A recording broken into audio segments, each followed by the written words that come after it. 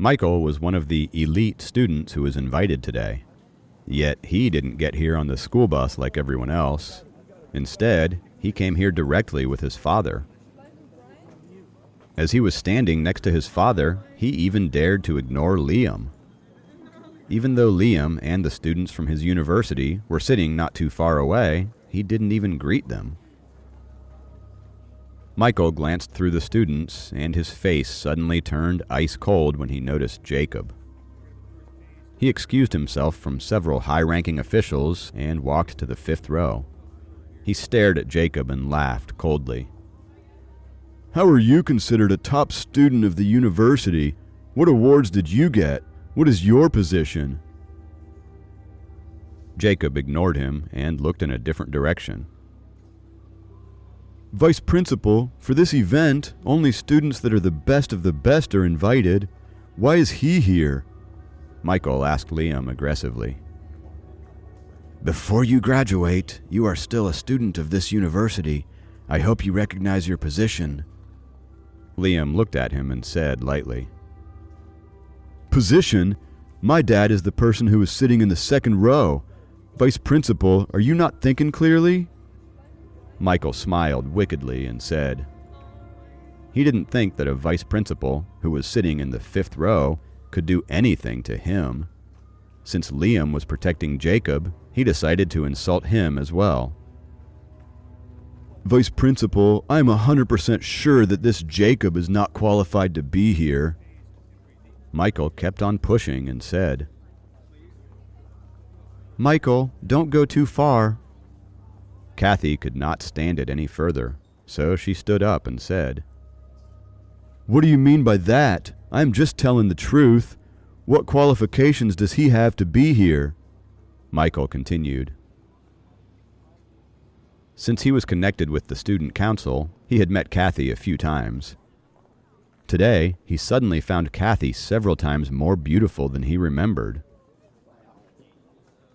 "Mike, what's wrong? The reporters are coming soon." Michael's father came over and asked. "Dad, me and the vice principal are having a disagreement." Michael answered gently. "Whatever it is, you can talk about it when you are back at the college." Michael's dad pulled him to the front and assigned him a seat in the third row, just behind him.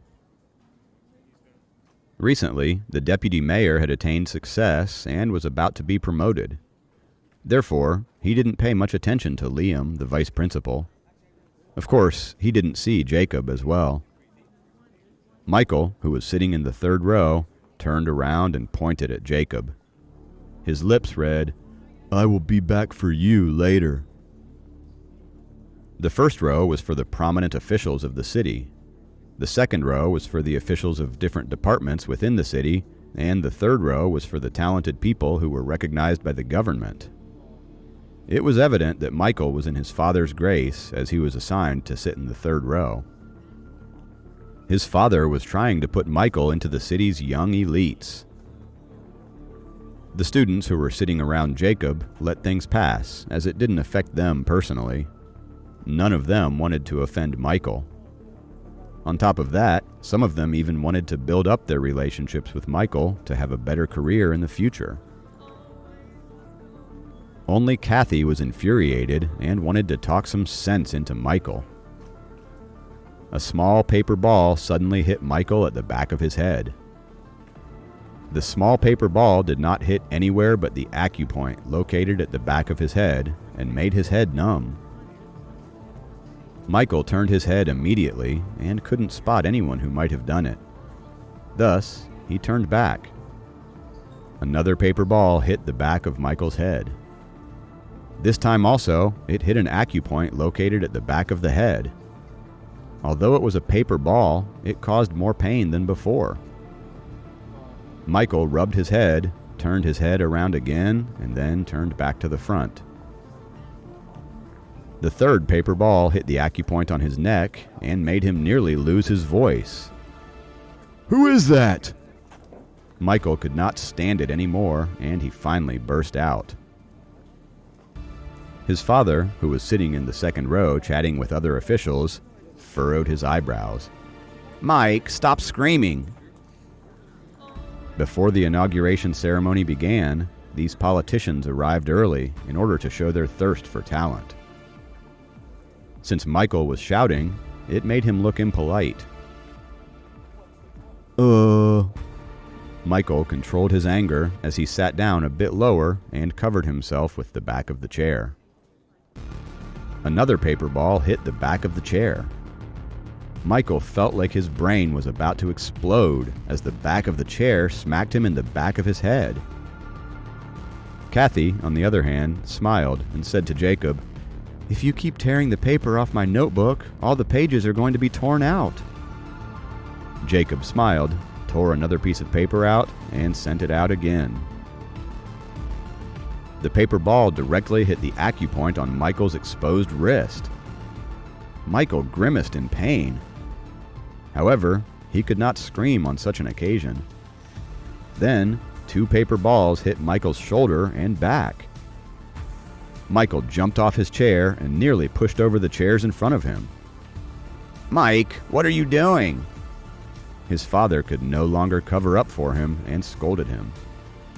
Someone was throwing paper balls at me. Michael was trying to justify himself. This is not an elementary school classroom. Stop messing around. His dad looked at him angrily. Someone is plotting against me. Michael was also filled with anger as he bent down and tried to find the evidence on the floor. At that moment, Jacob sent out 7 weak sword energies and took back the paper balls. "Here, these are for you." Jacob put the 7 paper balls in Kathy's palm. Kathy could not hold in her laughter, and she lightly punched Jacob with the paper balls in her hand. Michael, on the other hand, was squatting down and couldn't find any paper balls.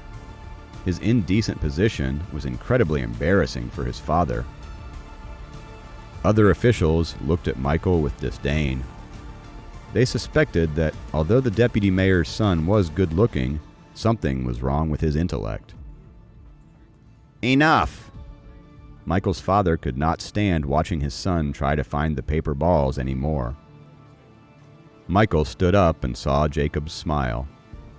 His anger finally burst out, and he shouted, "I know it is you! I dare you to come fight me one-on-one!"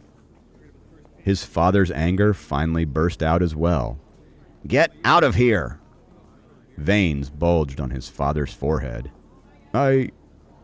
Michael tried to explain himself. He could still feel the pain on the 6 acupoints and knew that it wasn't a hallucination. Get out! Michael turned his head and saw every student from his university looking at him, as well as the reporters who arrived a bit early. He immediately felt extremely embarrassed and nearly collapsed. "Deputy Mayor, what's making you so mad?" At the crucial moment, Walter, who was dressed in a suit, suddenly appeared at the door. Excuse my badly behaved son. Michael's father smiled awkwardly as he wished to bury himself in a hole. "Kids, it's normal for them to make silly mistakes sometimes." Walter smiled kindly. He looked at the back rows and noticed Jacob and Kathy. He called immediately, "Jacob, Kathy, come to sit in the front. I saved 2 spots for you in the first row." "The first row?" Michael, whose brain was still ringing, wondered if something was wrong with his ears.